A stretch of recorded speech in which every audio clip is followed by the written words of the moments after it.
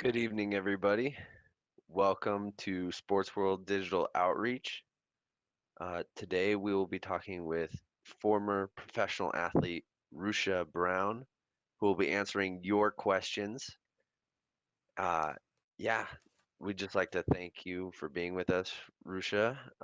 Why don't you go ahead and tell us a little bit about your career and testimony? Thank you so much, Ben. My name is Rushia Brown. Like you mentioned, I played 17 seasons professionally, 10 internationally in 5 different countries. I played in Spain, France, Italy, Greece, and Korea. And I also spent 7 years in the WNBA. The first 7 years, proud to be a pioneer. So I played 6 years in Cleveland and one in Charlotte. And I have just been really fortunate on my sports journey because the way things happened for me just was not typical. I didn't pick up a ball till I was a 10th grader in high school. I I wasn't drafted, nor was I invited to camp as a free agent for the WNBA. I actually walked onto a team. I had gone into a gym of 200 women where they were giving two positions, and I came out, with one of those positions. So it was an incredible journey, just an opportunity for me to show my love for the game, and it loved me back. Wow, that's awesome. That is that is crazy. I can't imagine just being able to walk onto a team like that. That's really cool. I don't It's personally funny. know, Yeah. yeah, I don't personally know I too was much just about saying that basketball. it's a tough journey. You personally what? I personally don't know too much about basketball because usually, I was in season at the same time, so it wasn't, it's not something that I know too much about, but I mean, that's impressive. That is really impressive. Um, no, but And it, so tell us, question, just really like how does your sports journey that you just described, how does that like coincide with Jesus, with your relationship with God? and it's so funny because I started playing the game as a result of having lost my father and getting into tons of trouble and even being depressed and suicidal and giving up on Christ. Because when my father got sick with cancer, the one thing that I thought I could do was make a bigger commitment to Christ and he would heal my father. So when he didn't, I lost faith. And basketball was the thing that I ended up doing.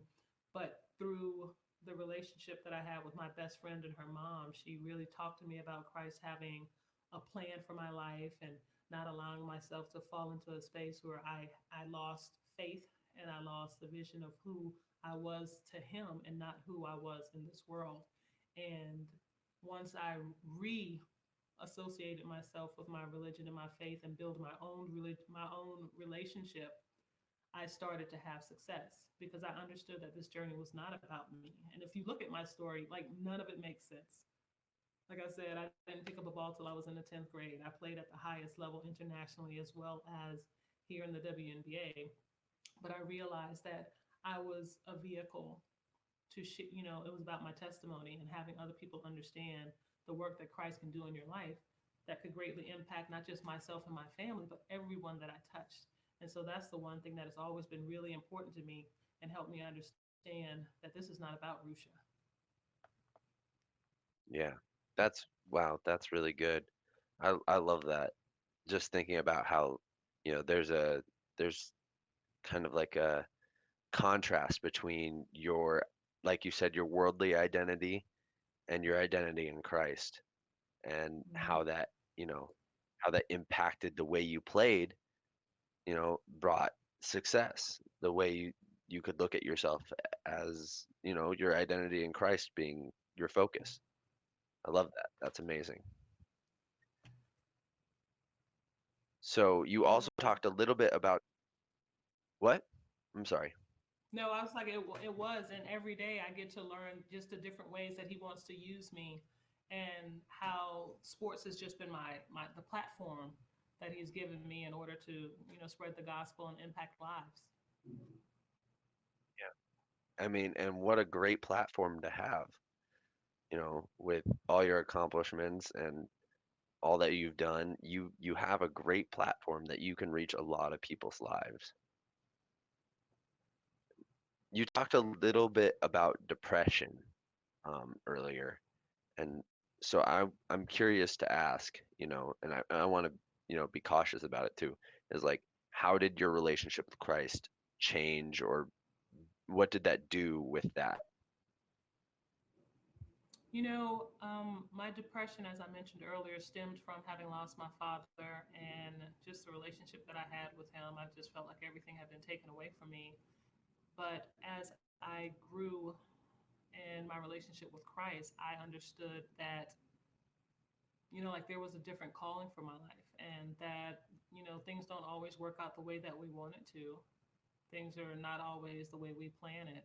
It's But we have to be faithful and just take a step every day and moving towards what's next. And both in my spiritual as well as my professional life, those were the things that I learned, and those were the things that I focused on, and just making sure that when people saw me, and this was progressively, not in the beginning, because in the beginning I was very just upset. I didn't know what it needed to look like, and I can't put enough emphasis on developing your own relationship with Christ, because I come from families of contrasting spirituality. So on my mom's side of the family, people were Jehovah's Witnesses. On my dad's side of the family, people were staunch Southern Baptists. So like it was just two totally different fields of belief, and I didn't know what it was, but I had to create my own relationship. And I think that was the thing that was really important. Even with my travels overseas, I was able to, do my own Bible studies and read and have relationships with people that would pour into me, even though I didn't have a church home. I found some believers in Spain, and we would have Bible study together. So it was really about developing and having my personal time with Christ that really put me in a position of success, not just on the court, but off of it. That's that's really good. Yeah, I like how you said it was a progression. It was kind of like little bit by little bit. It wasn't all at once. And it didn't happen Mhm. really quickly. So could you go into that a little bit more? What are those little steps that you had to take? And anybody who has walked and taken this journey knows that it's a lot of dying to yourself and understanding that, like it cannot be about what you want and what you think is right. It's about understanding the impact that you are capable of having, especially as a professional athlete. Like you have access to some things that may not be in the best interest of your spiritual journey, and you just have to make those decisions. So I would say from the beginning, because I shared how I was depressed and I had an issue with the fact that my trying to have a strong relationship with Christ, and he didn't save my father, I was upset about that. That took me a while to get over, even though, like you're not bargaining with God, say, okay, I'm gonna read my Bible every day and this is gonna be what happened. You save my dad and life will be great. And I understood that that wasn't it. So it first took me reading the Bible and to understand that, like we are all given free will, and there are different things that happen and take place in this world and in our lives. So we got to figure out, where we are and what part we play. And as I spent more time with different people, with different churches, with different spiritual leaders, it was just primarily about developing my own relationship and understanding that I would never be perfect, but my daily task was to be the best Rusha that I could be, and learn how to leverage, my platform to still impact lives. And that's been the most important thing for me, just knowing that, like God has poured into me and given me an opportunity that I get a chance to share with others and let them see what it looks like. Not just the good, but the bad. Because just because you commit your life to Christ doesn't mean you don't have struggles or challenges or, turmoil in your life. It's not a life of perfection, but it's a life of understanding that you can get through that, and that you can move forward and you can still be, a great person, a godly person, a faithful person. Yeah. Yeah, that's really great. I love that answer. I especially love the part where you talked about, you have to, you know, be the best that you can be. Be the best Rusha that you can be the best Ben that I can be. Obviously we're not going to be perfect. We all fall short of the perfection that and the glory that is God. You have to realize Hmm. that, but he still loves you, and that's the great part. Um, yeah, that's amazing. I love that. I would like to also encourage that, you know, if you are watching, you can ask your questions at any time. I'm sure Rusha would be happy to answer them. Um, we don't want to just, you know, I mean, I can continue asking questions. That's great, but like we want to hear from you guys too. It's amazing to have your questions be answered. Um, but no, going off of what you said earlier, um, I just, the idea of knowing that you're not going to be perfect. I mean, it's humbling. So how did you stay humble through all your success through all those years? Like, was that the idea that kept it there, or what was it? Like because with all the success, there were tons of failures. It's not like it was just success after success. I shared how I wasn't drafted. I went to a small school, even though I'd been recruited by like some of the top school, but I chose to stay home close to my family because we were still grieving the loss of my father. And basketball wasn't my focus. I just wanted to get a good education.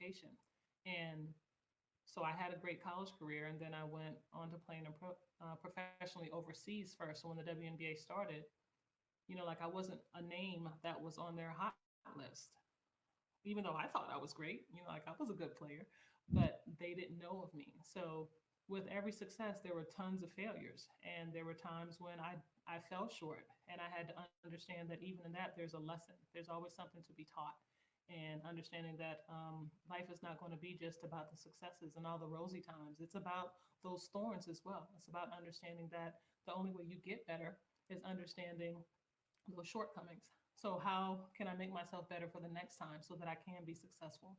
And I've always held on to that. So I've learned to look at it, like with sports, it's wins and losses, but I've adapted the mantra of like in life is wins and lessons. It's not going to always be perfect. So if I don't win, what do I learn from this situation? How do I get better?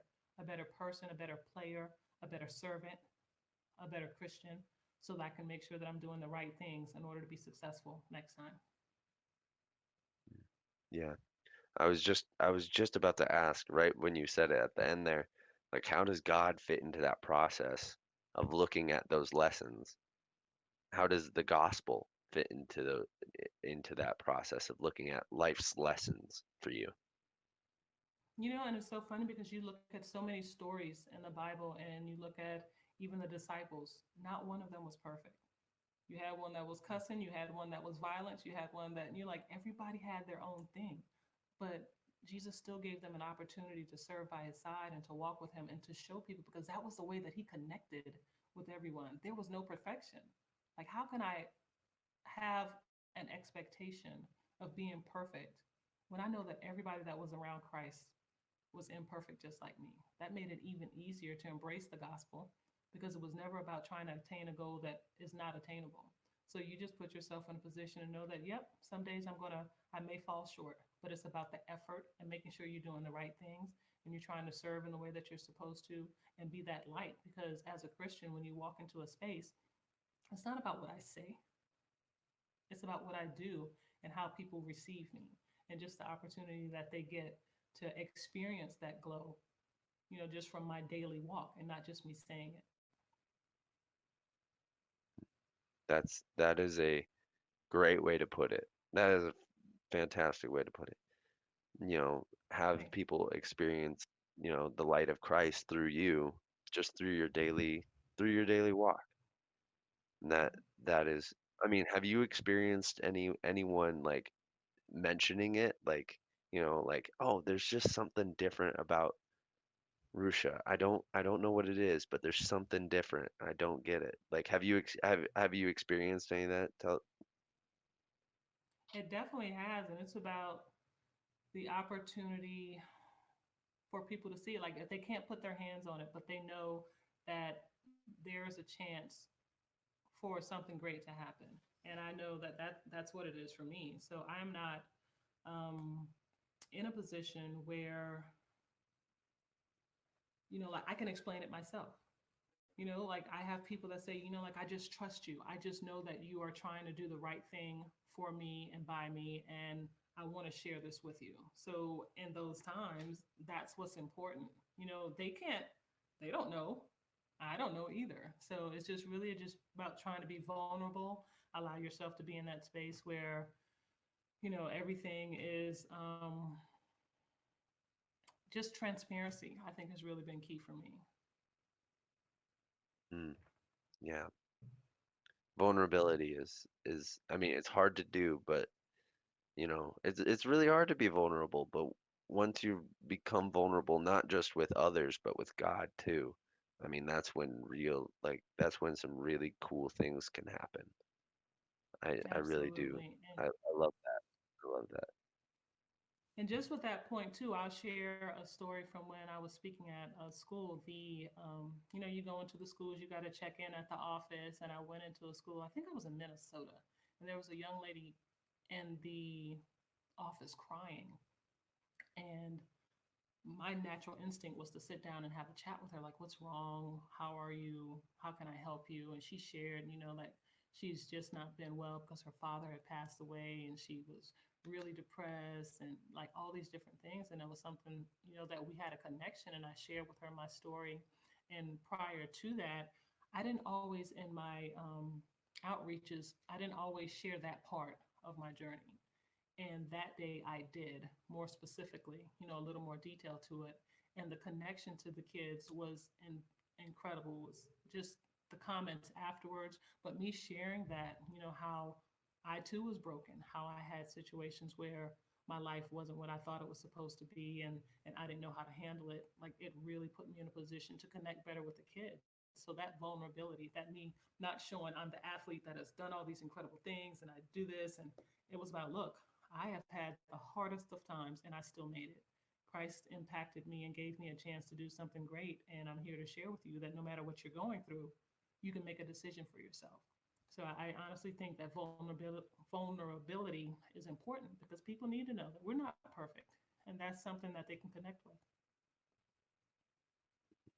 I I love that. I mean, when you look at like a lot of people look at like social media and we'll see like all this like you get like this little bit of a perfect picture of somebody's life and it almost makes you feel like you're the only one struggling with, you know, bad things when in reality like there's so many people who are going through Mm-hmm. exactly what you're going through. And I think that, being vulnerable, allows God to do some really cool things and allows you to bless people like you blessed those students that day. And I think that, that's a really cool story and I don't even know what to say anymore. Like that's fantastic. No, I mean, it does. It has impacted me as well because so many times we live in a space where, even as believers, we have a tendency to mask. Like, I want to be who people see me as opposed to who I really am. Like, I'm not perfect, and I need people to know that. So I'm not judged on a standard where I'm perfect. I try really hard to do my best and to make sure that I'm representing my walk, appropriately. But there are times that I fall short. There are times that I don't believe in myself. There are times that I have to read a little bit extra. I have to take an extra 10 minutes of meditation to understand that, like all the stuff that's going on around us, it doesn't necessarily have to impact me the way that it could, as long as I have the right mindset and the right attitude and the right sense of belief. Yeah, that's that's really good. And I I think you can go deep. Let's go deeper into that. The idea that, taking more time with God, right? More time can help you, deal with the things around you, especially with Hmm. what happened in 2020 and what's, all the craziness of 2021 already. Like, how has the gospel been helping you in these tough times? The one thing that I saw, because there's been so much chaos and hurt and death and distress and just so many different things that could adversely impact us. And I too have hit a place where I'm like, why is this happening? Like you tend to question because you don't understand how such negativity could take place, and just the amount of death is incredible. And like, it's really traumatizing. And I know, like, I have felt really bad for the lives lost. And you tend to have questions. And the one thing that I have continued to do is just to make sure that I maintain my relationship and understanding that having those conversations with Christ are the things that keeps me at peace. Understanding that things Mm, happen in this world and we move forward in a particular way, but it's really about us knowing what His Word says, and knowing that, like, we all have a chance to do something incredible on His behalf, but He pours into us. And how we allow the experiences in this world to impact us really changes things. So I need to know that I'm not in this world. I'm a spiritual being. It's about my spirituality and understanding what He's doing for me and to me, and trying to pour that into other people. Like, even with like, we don't get a chance to go into the schools. Like, this was one of my favorite times of the year, because I love talking to the kids. I love pouring positivity into them. I love hearing their stories afterwards and chatting, and being in the gym with little boys challenging me to one-on-one, and having a shooting game with them, because those type of impacts really matter. And so I even had to put myself into a space where I was challenged. I had to figure out a way to impact lives without being in person. So just virtually, I started like some virtual programs. Like, this is incredible that we can do this now, but also just the fact that, like, Christ is telling us to be creative. There are ways that we can still impact lives. And the more time you sit in silence and you hear from Him and you speak to Him, He'll give us the tools that we need in order to continue to impact lives, and to have a positive change on the lives of these kids. And so many of our children are struggling right now. And I think it really has to do with the mindset of them understanding what the new norm is, developing something for themselves.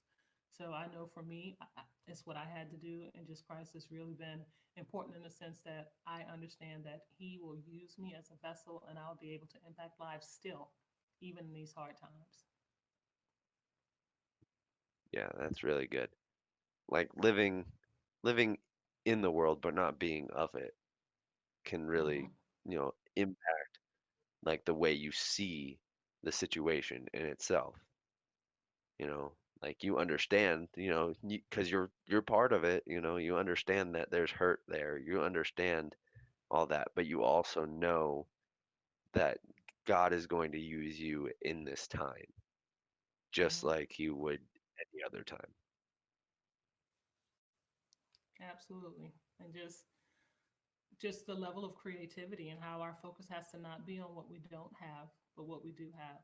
And the relationship with Him is, this is the time to be, building it even stronger, and understanding, that we have to sit in silence sometime and listen.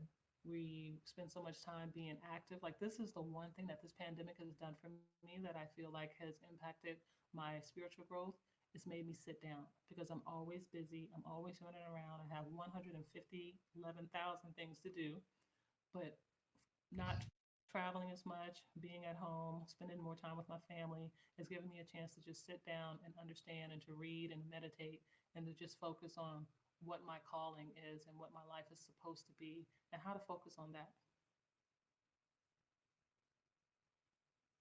Yeah. Uh, yeah, I was gonna say like pretty much the same thing. If anything, 2020 just had me have more alone time with God than ever Hmm. before. And I think that the nice thing about it is that, as my relationship with Him grew, I found myself like, okay, how can I use this pandemic, this situation, as a way to show people, you know, the good news, the best news. Hmm. I think that if anything, that it was tough, and a lot of people, went through a lot of hard times, but it was also a blessing in its own way. It definitely is. And just the fact that we are all in a space And I've had so many people say, how are you still so positive with all the stuff that's going on? Because I know that we can get through to the other side and this will be something behind us. And once we do that, we will have developed other traits and characteristics that will make us even better once we pass through this. So it's just like the storm. It's just like, the Red Sea parting, like imagine the fear that they had, like during that time when they're being chased. But like there are just so many examples that we could give, but you have to stay focused on the time ahead and that personal relationship, and that's the thing that keeps me going. Mhm. Yeah, that's really good. That's really good. You I mean, you've said it through every question I've asked. What has been personal relationship, personal relationship, personal relationship. So one thing I think some people might want to ask is, how do I have a really intimate relationship with God, but yet still, be able to share with other people? I would say your relationship with God is really about, it's literally having a conversation, like being able to express your disappointment, being able to share your goals and your dreams and the desires of your heart, being able to talk about, like when you're afraid if this is not going to happen, being able to ask Him, Father, Lord, what am I supposed to do now? But not just ask for stuff, but to sit and be quiet and listen. Because a lot of times, things are given to us. He'll tell us stuff, and if it's not what we want to hear, we'll be like, no, I don't think I heard that right. Like you just got to be open and vulnerable to the fact that, you know, be open enough to receive what's given to you. And don't try and put your own spin on it because that's not going to work. So it's really important that we get to that space. And I think, like when we talk about sharing with other people, like let your life be the testimony. It shouldn't be just the conversation that I have with you. Like if you were to watch me daily and the lives that I impact and the people that I talk to and the people that I help, or even the ones that I don't help, what does that walk say to you? It's never about my words. It should never be the words that I'm sharing solely, but just the acts. Yeah. Yeah, I like that a lot. I mean, I think, yeah, personal relationship, you know, will be reflected in the way you live. And I like Absolutely. that that's how you choose to share, is just, Hmm. like watch me and you'll see for sure. Hmm.